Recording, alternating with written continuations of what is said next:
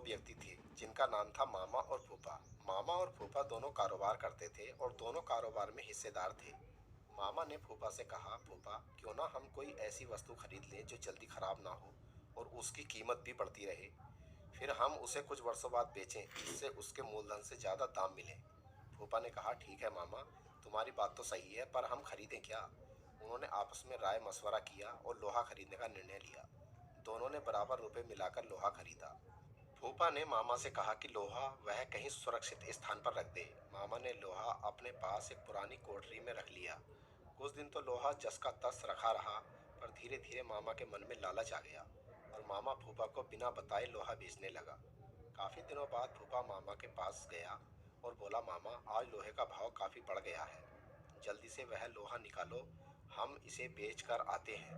इस पर मामा बोला, फूफा लोहा तो अब कबाड़ घर में नहीं है, क्योंकि लोहे को तो घुन खा गए हैं। फूफा समझ गया कि मामा ने उसके साथ धोखा किया है और उसे बिना बताए सारे का सारा लोहा बेच दिया है। फूफा को क्रोध तो बहुत आया, पर वह बिना कुछ कहे सुने वहां से चला गया।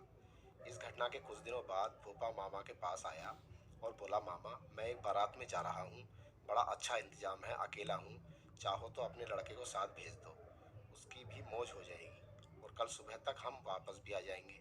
मामा बोला, क्यों नहीं, बेशक तुम मेरे लड़के को अपने साथ लेकर जाओ, और हाँ, इसे बारात में अच्छी तरह खाना खाना वाना खिला देना। फूफा बोला, यह भी भला कोई कहने की बात है मामा, तुम निश्चिंत रहो। इस तरह 2 दिन बीत गए। मामा का लड़का अभी तक घर वापस नहीं आया।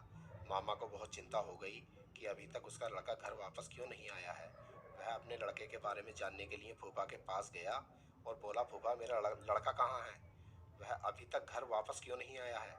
फूफा ने कहा, क्या बताऊं मामा, रास्ते में एक चील तुम्हारे लड़के को उठाकर ले गई। मामा बोला, ये कैसे हो सकता है, भला कोई चील 12 साल के लड़के को उठाकर ले जा सकती है?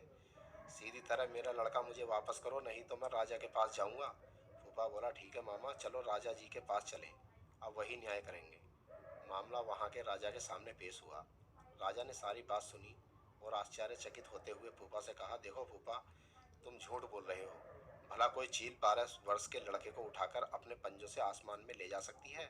इस पर फूफा ने उत्तर दिया, महाराज, जब लोहे को घुन खा सकता है तो फिर बच्चे को चील क्यों नहीं ले जा सकती? इस पर राजा सब समझ गए और उन्होंने मामा को आज्ञा दी कि वह फूफा का लोहा वापस कर दे और फूफा